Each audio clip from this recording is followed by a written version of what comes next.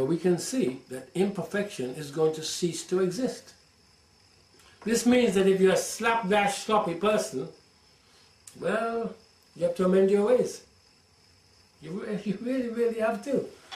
Otherwise, you're going to be refined until you become perfect, or you will be eliminated. 1 Corinthians 13:10, but when that which is perfect is come, then that which is in part shall be done away. In part, imperfect. The eternal God is not asking anyone to do anything that is impossible. You only are expected to use the talents which you have been given. But you have to use them to their fullest extent. You will not be judged on the talents that I have been given. I will not be judged on the talents you have been given. So whatever you have to utilize them to the fullest. Matthew 25 deals with that. In verse 15 it says, unto one he gave 5 talents, to another 2, to another 1, to every man according to his several ability.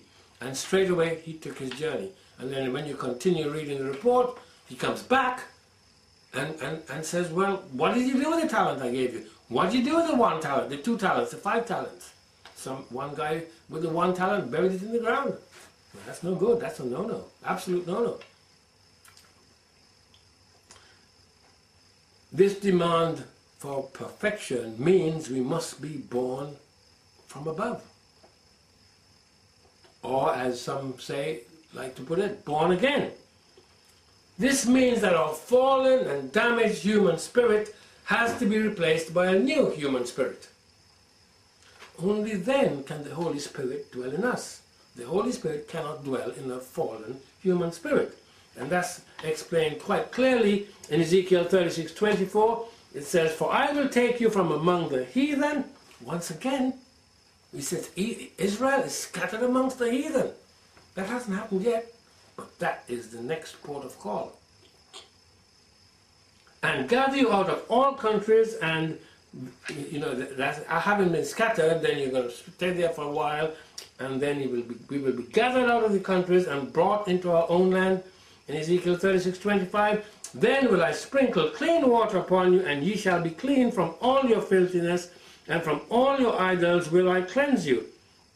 Verse 26, Ezekiel 36, a new heart also will I give you, and a new spirit will I put within you, and I will take away the stony heart out of your flesh, and I will give you a heart of flesh. See my video and document, it's a document, The Spirit in Man. This is part 1 and part 2.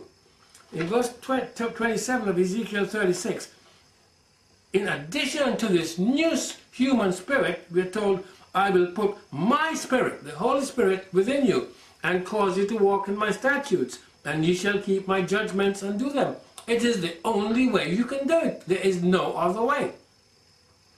You can't love your neighbor. It's not in you to love your neighbor. Ezekiel 36:28, and ye shall dwell in the land that I gave to your fathers, and ye shall be my people, and I will be your God.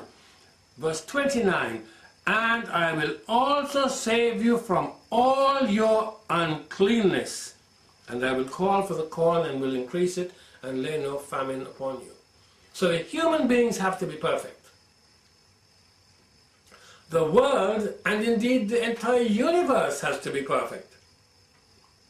When we say that God is in heaven, He is not up there in the damaged universe that we are looking at. I'm trying to show you that He has to be in a perfect environment. He's a holy, righteous God, and that is what He demands. And that is why there has to be wrath, in order to do away with the uncleanness, the sin, and the rebellion. We referred to a moment ago the dust clouds and the various pieces of space debris. God isn't dwelling in that. He's in a different dimension. He couldn't reside in the heavens of our universe because, first of all, in Genesis 1, we are told He created it. Genesis 1:1, in the beginning God created the heaven and the earth. Secondly, the eternal God cannot dwell in it because of its impurity. As I just showed you, it's been mashed up. You can see it with your own eyes. You can see the comets, you see it on the news sometimes. This asteroid is passed. That's just a chunk of rock. Massive chunks of rock, some of them. It was in this state of chaos and confusion. It was this state of chaos and confusion that destroyed the present earth. And it was out of this chaos and confusion that the earth we see around us, out of this chaos, that God made the earth that we now see, that we are so busily destroying. Satan is the prince of the power of the air. And no doubt that included the universe, that he was the visible universe, that he was part there. I'm convinced that the damage you see is when he was thrown out of heaven, there was a big battle, and there were tossing stars and planets and all things all over the place. And that's where you're seeing all these indentations and meteorite hits. You can even find them on the earth today. Ephesians 2:2, wherein in time past ye walked according to the course of this world, according to the prince of the power of the air, the spirit that now worketh in the children of disobedience. So, who is running the world? Well, we say Babylon. But there's a spirit behind it all. This says there's a spirit that is now working in the children of disobedience. That's why it is folly to go and try and convert anybody that God isn't calling. You might want to convert them, that's very good, but God is the one who decides that. That's why you can't get through to them. Because they are actually children of disobedience. In Genesis 1, we see that the activities of every day was very good. You read it. Every day it was very good, except the second day.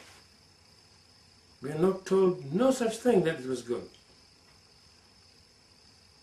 The reason is that was when the atmosphere was created or brought into existence. And that was the dwelling place of Satan. Therefore, it could never ever qualify as very good. So can you see that the earth has to be destroyed, ultimately?